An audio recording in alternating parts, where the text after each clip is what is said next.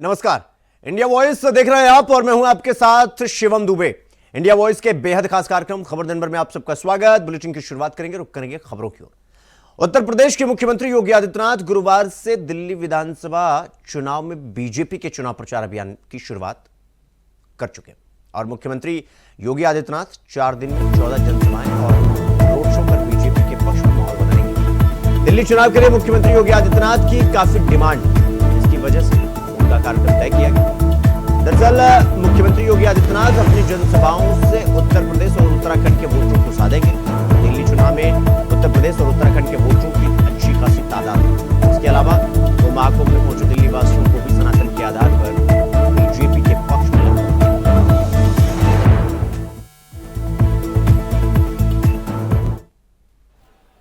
Highway है, railway का सबसे बड़ा नेटवर्क है,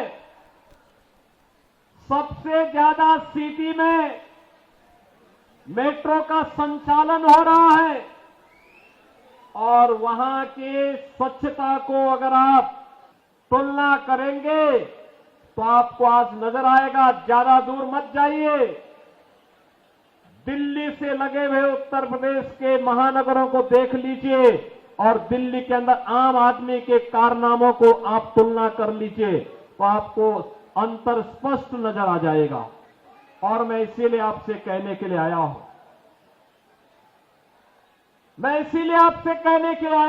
दिल्ली की यात्रा आज से प्रारंभ नहीं होती।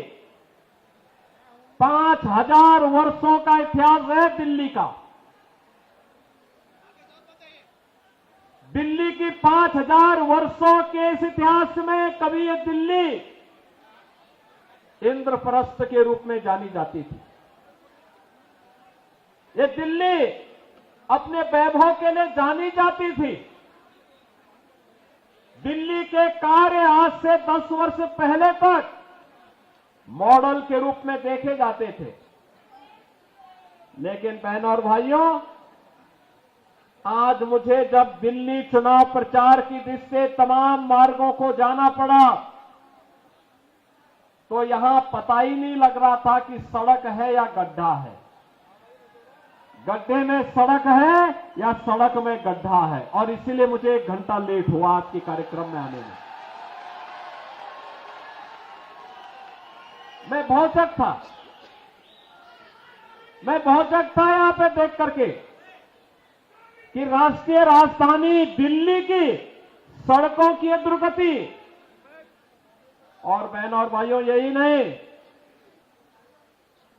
जब मैंने सड़कों पर गंदगी का ढेर देखा, कूड़ा पड़ा हुआ है, प्लास्टिक से सड़कें पटी हुई है, गंदगी का ढेर जगह जगह लगा हुआ है, गंदगी के बड़े बड़े पहाड़ दिखाई दे रहे हैं,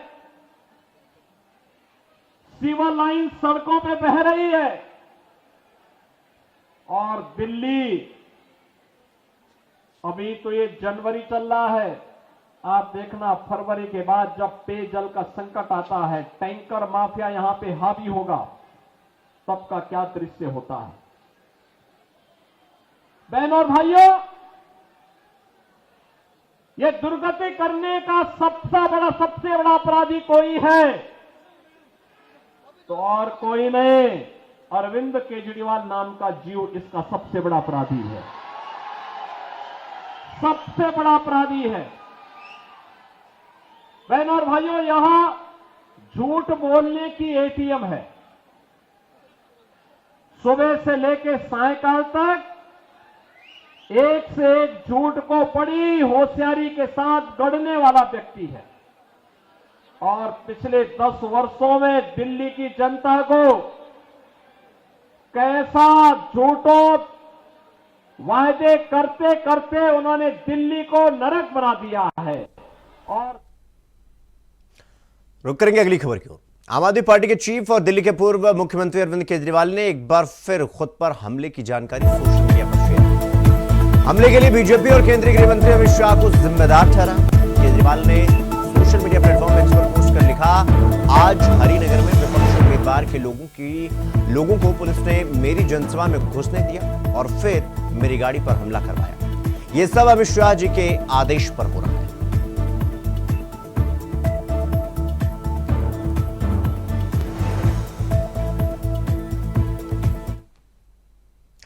तो उत्तर प्रदेश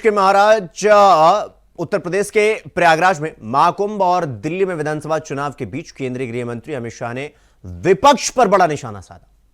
अहमदाबाद के जीएमडीसी मैदान पर हिंदू आध्यात्मिक और सेवा संस्थान द्वारा आयोजित मेले के शुभारंभ पर अमित शाह ने कहा कि कुछ दिल्ली में हिंदू हूं बोलना मुश्किल था, लेकिन आज हर कोई गर्व से बोलता है हम हिंदू हैं। शाह ने कहा कि सभी से अपील है कि वहां कुंभ में जाओ, युवाओं को ले जाओ। मैंने मेरे जीवन में 9 कुंभ में मैं गया हूं, अर्धकुंभ देखे हैं, लेकिन महाकुंभ में भी 27 को जाने वाला हूं। आप सभी को भी पवित्र होने के लिए वहां जाना चाहिए।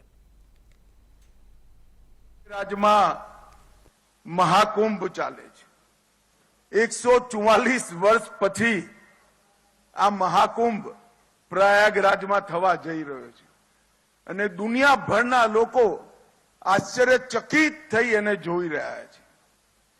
અનેક એમ્બેસેડર જોડે મારે વાત થઈ કે અમને આમંત્રણ પત્ર જોઈએ છે। મેં એમને સમજાવ્યું કે કુંભ એવો મેળો છે જેની કોઈ નિમંત્રણ પત્રિકા જ નથી। ગ્રહોની સ્થિતિ આવતાની સાથે જ કરોડો લોકો આવે છે। એ લોકો આશ્ચર્યચકિત થઈ જાય છે। કોઈ નિમંત્રણ વગર 40 કરોડ લોકો એક જગ્યાએ આવે, વ્યવસ્થા કોણ કરે? મેં કહ્યું સરકાર જે વ્યવસ્થા કરે એ વ્યવસ્થા રામ સેતુમાં ખિસકોલીની મદદ જેટલી હોય। સરકારી વ્યવસ્થાના આધાર પર આ કુંભ નથી ચાલતો। અનેક સંતો, મહંતો, ધાર્મિક જનો, ધાર્મિક સંસ્થાઓ આ કરોડો લોકોના રહેવાની વ્યવસ્થા અને કુંભમાં ગયેલો કોઈ પણ વ્યક્તિ હોટલમાં નથી રોકાતો, ત્યાં ટેન્ટમાં ઠંડીમાં જમીન પર સૂઈ ત્યાં ગંગા સ્નાન કરવા માટે લોકો જાય છે। એક દેશમાંથી 40 કરોડ લોકો, લાખો લોકો વિદેશથી આશ્ચર્યચકિત થાય એવી વ્યવસ્થા ન જાણે કેટલા હજારો વર્ષથી ચાલે છે। મોગલો આયા તોય ચાલી, અંગ્રેજો આયા તોય ચાલી અને કોંગ્રેસિયાઓનું રાજ થયું ત્યારે ચાલી। એને કોઈ ના રોકી શક્યું। એ સળંગે સળંગ અક્ષુણ રીતે, અખંડ રીતે એક પરંપરા તરીકે ચાલી અને આજે મહાકુંભનું આયોજન ખૂબ મોટી માત્રામાં થયું છે। ખૂબ સુંદર વ્યવસ્થાઓ ત્યાંથી। હું આજે ગુજરાતભરના લોકોનું પણ આહવાન કરવા માંગુ છું કે સૌએ મહાકુંભ કદાચ એક જન્મમાં તો ઘણા લોકોના નસીબમાં નથી આવતો, ઘણાના અનેક જન્મો સુધી નથી આવતો। મહાકુંભમાં જરૂર જવું જોઈએ। આ કુંભ अपने एक प्रकारથી કુંભ પોતે જ સમરસતાનો, એકતાનો સંદેશ છે। ત્યાં કઈ જાતિનો કોણ છે કોઈ નથી પૂછતું, કયા ધર્મનો છે, કયા સંપ્રદાયનો છે કોઈ નથી પૂછતું। જે જાય એને સંતો ભોજન કરાવે, જે જાય એને સેવાભાવી સંસ્થાઓ ભોજન કરાવે અને જે જાય એ ગંગામાં ડૂબકી લગાવી પુણ્ય જાગૃત કરી પોતાને પવિત્ર કરી પાછો પોતાના ઘરે જાય। કુંભથી મોટો સમરસતા અને એકતાનો બીજો કોઈ સંદેશ સમગ્ર વિશ્વમાં નથી। જ્યાં ના નામ પૂછાય, ના કુળ પૂછાય, ના ધર્મ પૂછાય, ના જાતિ પૂછાય અને જ્યારે પ્રમુખ સ્નાનો હોય એ વખતે તો કોઈ એકબીજાનું મોઢું પણ જોયા વગર નિશ્ચિત સમયની અંદર ગંગામાં ડૂબકી લગાવવા માટે ગંગાજીના શરણમાં જતા હોય છે। મિત્રો, મારી તમને સૌને એક અપીલ છે કે આ મહાકુંભમાં એકવાર જાઓ અને ઘરના યુવાનો અને કિશોરોને જરૂર લઈ જજો। મેં મારા જીવનમાં 9 કુંભમાં સ્નાન કર્યું છે। કુંભ અર્ધકુંભ થઈ અને આ 10મા કુંભમાં સ્નાન થશે મારું। હું પણ 27મી ત્યાં જવાનો છું। મારી આપ સૌને વિનંતી છે કે બધા જ લોકો ત્યાં પહોંચે। तो लोकसभा चुनाव के समय एनडीए से मुकाबला करने के लिए विपक्षी दलों ने इंडिया गठबंधन बनाया था और एक मंच पर तमाम बड़ी विपक्षी पार्टियां बीजेपी गठबंधन से मुकाबले के लिए इकट्ठा हुई। लोकसभा चुनाव के बाद यह गठबंधन बिखरता हुआ नजर आ रहा है। अरविंद केजरीवाल, तेजस्वी यादव, ममता बनर्जी, उमर अब्दुल्ला और संजय राउत ने इंडिया गठबंधन में की ओर इशारा किया था। अब कांग्रेस ने इंडिया ब्लॉक की रणनीति पर चर्चा करने के लिए बैठक बुलाई। कांग्रेस के नेताओं ने बुधवार को कहा कि इंडिया ब्लॉक एकजुट 31 जनवरी से शुरू हो रहे संसद के बजट सत्र के दौरान एकजुट होकर एनडीए सरकार का सामना करेगा। कांग्रेस संसदीय दल की अध्यक्ष सोनिया गांधी 30 जनवरी को लोकसभा और राज्यसभा दोनों के सदनों नेताओं के साथ बैठक करेंगी। राज्यसभा में विपक्ष के नेता और कांग्रेस अध्यक्ष मल्लिकार्जुन खड़गे, लोकसभा में विपक्ष के नेता राहुल गांधी के साथ 2 फरवरी को इंडिया ब्लॉक के नेताओं के साथ बैठक किया जाएगा, जिसमें सत्र के दौरान एनडीए सरकार के खिलाफ रणनीति पर चर्चा की जाएगी।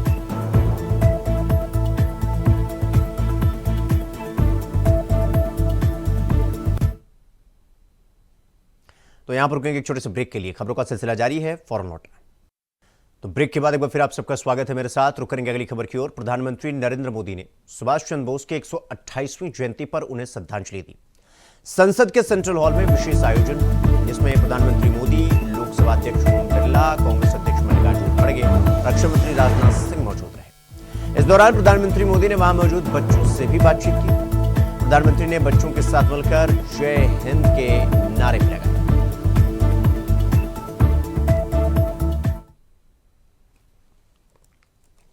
आज जब हमारा देश विकसित भारत के संकल्प की सिद्धि में जुटा है, तब नेताजी सुभाष के जीवन से हमें निरंतर प्रेरणा मिलती है। नेताजी के जीवन का सबसे बड़ा लक्ष्य था आजाद हिंद। उन्होंने अपने संकल्प की सिद्धि के लिए अपने फैसले को एक ही कसौटी पर परखा, आजाद हिंद। नेताजी एक समृद्ध परिवार में जन्मे। उन्होंने सिविल सर्विसेज की परीक्षा पास की। वो चाहते तो अंग्रेजी शासन में एक वरिष्ठ अधिकारी बनकर आराम की जिंदगी जीते, लेकिन उन्होंने आजादी के लिए कष्टों को चुना, चुनौतियों को चुना, देश विदेश में भटकना पसंद किया। नेताजी सुभाष कंफर्ट जोन के बंधन में नहीं बंधे। इसी तरह आज हम सभी को विकसित भारत के निर्माण के लिए अपने कंफर्ट शुभेच्छा। आज नेताजी सुभाष चंद्र बोस की जन्म जयंती के इस पावन अवसर पर पूरा देश श्रद्धापूर्वक उन्हें याद कर रहा है। मैं नेताजी सुभाष बाबू को श्रद्धापूर्वक नमन करता हूं। इस वर्ष के पराक्रम दिवस का भव्य उत्सव नेताजी की जन्मभूमि पर हो रहा है। मैं ओडिशा की जनता को, ओडिशा सरकार को इसके लिए बहुत बहुत बधाई देता हूं। कटक में नेताजी के जीवन से जुड़ी एक विशाल प्रदर्शनी भी लगाई गई है। इस प्रदर्शनी में नेताजी के जीवन से जुड़ी अनेक विरासतों को एक साथ सहेजा गया है। कई चित्रकारों ने कैनवास पर नेताजी के जीवन प्रसंग की तस्वीरें उकेरी हैं। इन सब के साथ नेताजी पर आधारित कई पुस्तकों को भी इकट्ठा किया गया है। नेताजी की जीवन यात्रा की ये सारी विरासत। तो वहीं उधर मुख्यमंत्री योगी आदित्यनाथ ने भी नेताजी सुभाष चंद्र बोस की जयंती के अवसर पर उन्हें पुष्पांजलि अर्पित की। नेताजी सुभाष चंद्र बोस की जयंती को पराक्रम दिवस के रूप में मनाया जाता है। नेताजी सुभाष चंद्र बोस को याद करते हुए सीएम योगी ने सोशल मीडिया मंच एक्स पर लिखा, तुम मुझे खून दो, मैं तुम्हें आजादी दूंगा। नेताजी सुभाष चंद्र बोस के इस महाघोष ने भारत के स्वतंत्रता समर को एक नई ऊर्जा और नई दिशा दी थी। आजाद हिंद फौज के संस्थापक नेताजी की जयंती पर उन्हें विनम्र श्रद्धांजलि और प्रदेशवासियों को पराक्रम दिवस की हार्दिक शुभकामनाएं।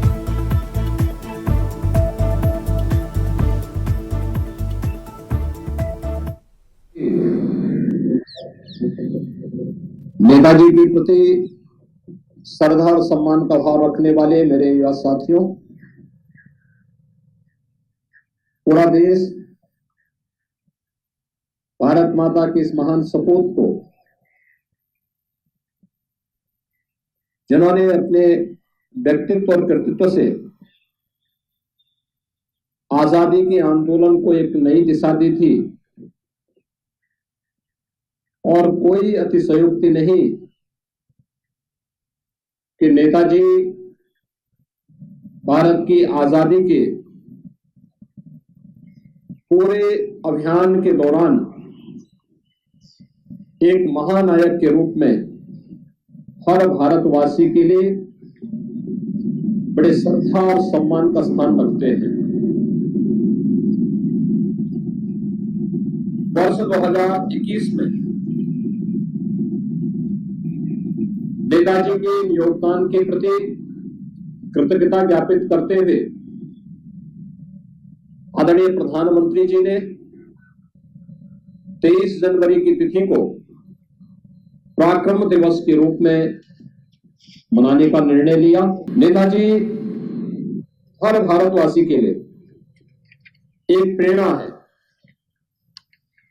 राष्ट्र के प्रति निष्ठा का भाव, असीम साहस, वीरता और निस्वार्थ सेवा को सम्मान देने की प्रेरणा नेताजी के व्यक्तित्व से पूरे भारतवासियों को प्राप्त होता है। जब व्यक्ति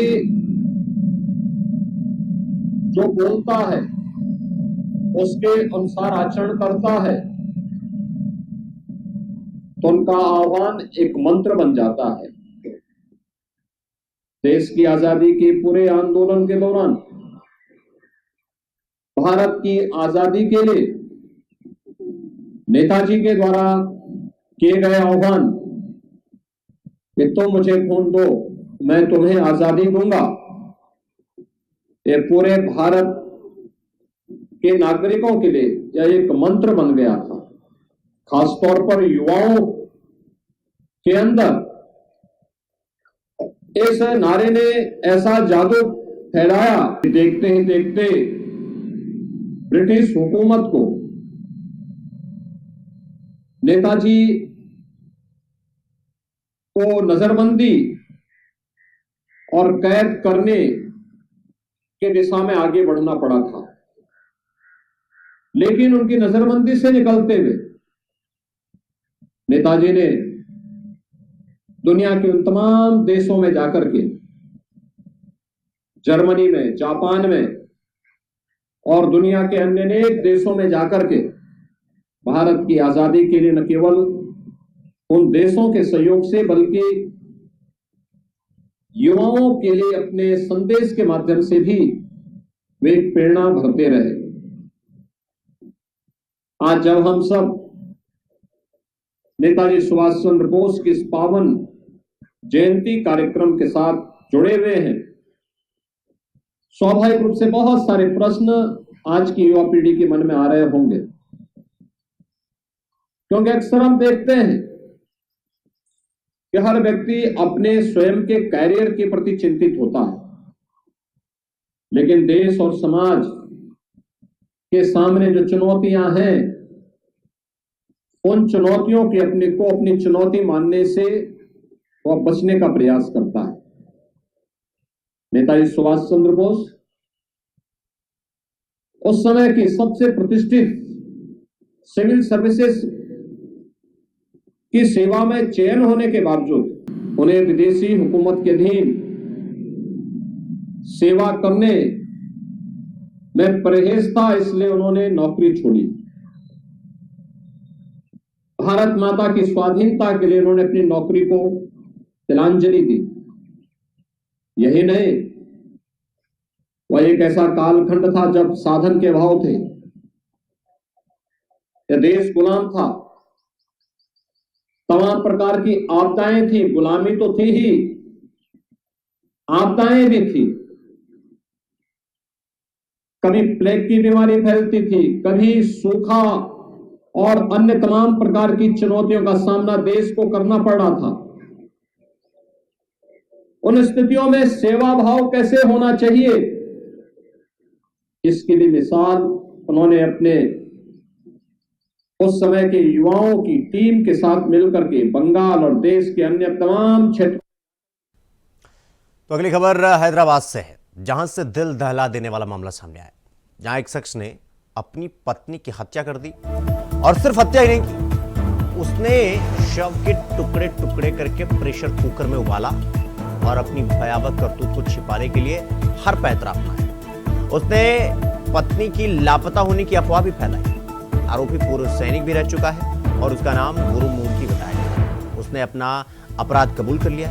पुलिस इंस्पेक्टर नागराजू ने कहा कि महिला के माता पिता ने हमारे पास गुमशुदगी की शिकायत दर्ज कराई थी। महिला का पति भी उनके साथ आया था। हमें शक हुआ और हमने उससे पूछताछ की, जिसमें उसने अपना अपराध कबूल कर लिया।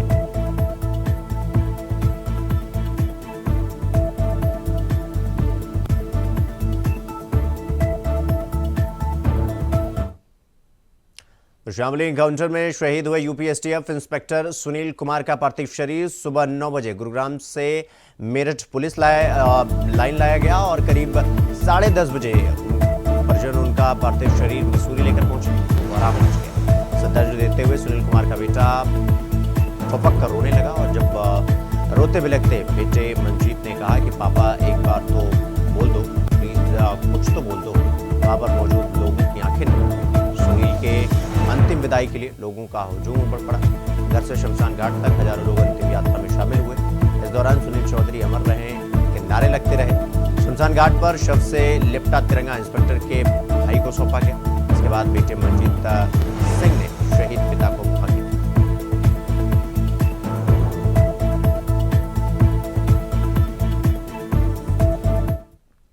अगली खबर संभल से है, जहां कांग्रेस सांसद राहुल गांधी के बयान को लेकर एमपी एमएलए कोर्ट में याचिका दायर की गई। और आपको बता दें कि राहुल गांधी ने एक बयान में कहा था कि मेरी लड़ाई आरएसएस और बीजेपी से नहीं, इंडियन स्टेट से है, जिस पर हिंदूवादी नेता सिमरन गुप्ता ने राहुल गांधी के खिलाफ देशद्रोह के तहत एफआईआर दर्ज कराने की मांग की। सिमरन गुप्ता के अधिवक्ता सचिन गोयल की ओर से याचिका दायर की।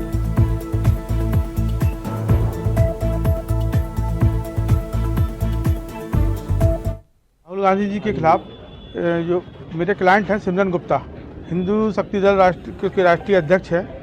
राहुल गांधी जी ने एक बयान दिया 15 जनवरी 2025 को। उसमें उन्होंने कहा है कि our fight is with BJP, RSS as well as Indian state. हमारे संविधान की मूल भावना है, उसको उन्होंने आहत किया है। एक काउंटेबल ऑफेंस है, उसके प्रति देश में जनता को असंतोष है। जो मेरा प्रार्थी है, इसमें जो क्लाइंट है इसमें सिमरन गुप्ता, उसने माननीय न्यायालय। अगली खबर जौनपुर से है, जहां इंडिया वॉइस की खबर का बड़ा असर देखने को मिला है। बेजुबान जानवरों की हत्या के मामले में 3 लोगों को गिरफ्तार किया गया है। बेजुबान जानवरों की हत्या करने का वीडियो भी सोशल मीडिया पर वायरल हुआ था। और आपको बता दें कि इंडिया वॉइस पर खबर चलने के बाद पुलिस ने मामले को संज्ञान में लेते हुए 3 लोगों को गिरफ्तार कर जेल भेजा।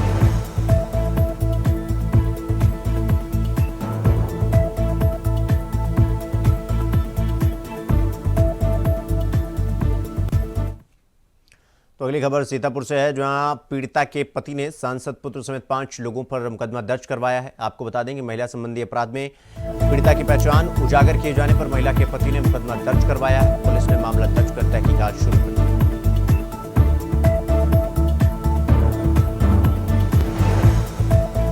देखिए, आप अवगत हैं कि दिनांक 17 जनवरी को एक पीड़िता महिला के द्वारा दिए गए तहरीर के आधार पर थाना कोतवाली में एक बलात्कार संबंधित अपराध पंजीकृत कराया गया था।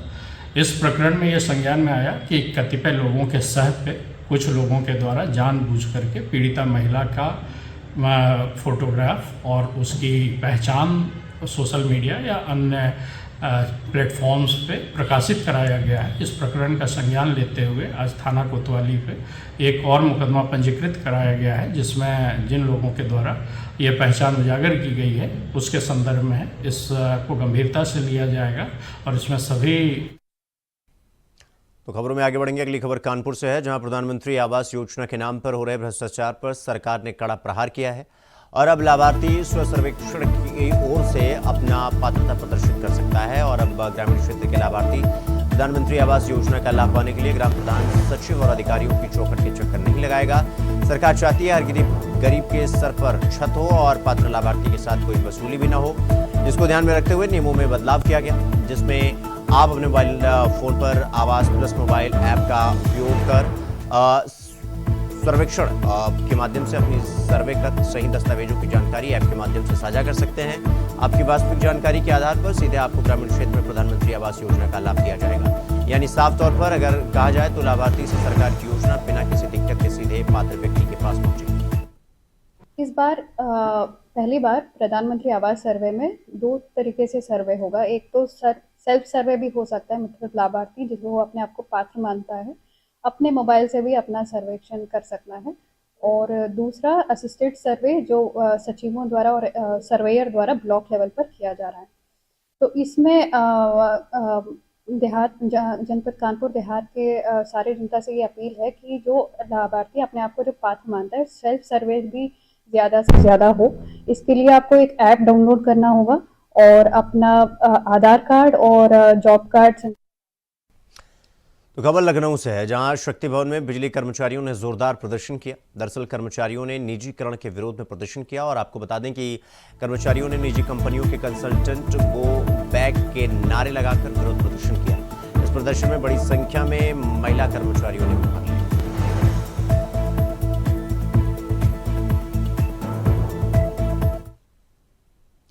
तो यूपी में अयोध्या की मिल्कीपुर सीट पर होने वाले उपचुनाव से ठीक पहले अखिलेश यादव की समाजवादी पार्टी की ताकत में बढ़ोतरी हुई है और बसपा को बड़ा झटका लगा है। बसपा सरकार में दर्जा राज्य मंत्री रहे सुरेंद्र सिंह सागर साइकिल पर सवार हो गए। उन्होंने लखनऊ में समाजवादी पार्टी के कार्यालय पर समाजवादी पार्टी के राष्ट्रीय अध्यक्ष अखिलेश यादव से मुलाकात की और समर्थकों के साथ सपा का दामन थाम लिया।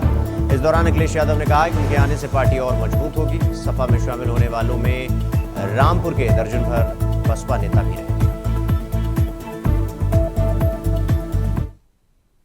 तो उत्तर प्रदेश के संत कबीर नगर जिले में पहुंचे अखाड़ा परिषद के पूर्व अध्यक्ष और हनुमानगढ़ी के महंत ज्ञानदास ने बड़ा बयान दिया।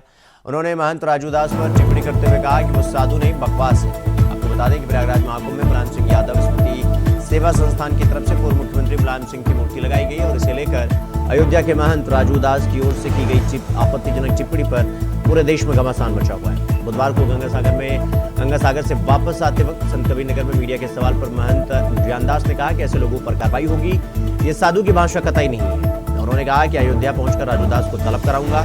इस दौरान उन्होंने मुलायम सिंह यादव की सराहना करते हुए कहा कि दुनिया में मुलायम सिंह से अच्छा नेता कोई है ही नहीं, उनकी जगह कोई नहीं ले सकता। सनातन बोर्ड बनाने के सवाल पर उन्होंने कहा कि सनातन बोर्ड तो पहले से है और अब क्या बनेगा। नहीं है, बकवास है, नहीं साल नहीं है, नहीं मुलायम जी से अच्छा दुनिया नहीं है। मोदी जी जो है तो है। तो खबर दिन भर में आज के लिए बस इतना ही। देश और दुनिया की तमाम खबरों को देखने के लिए देखते रहिए इंडिया वॉइस। नमस्कार।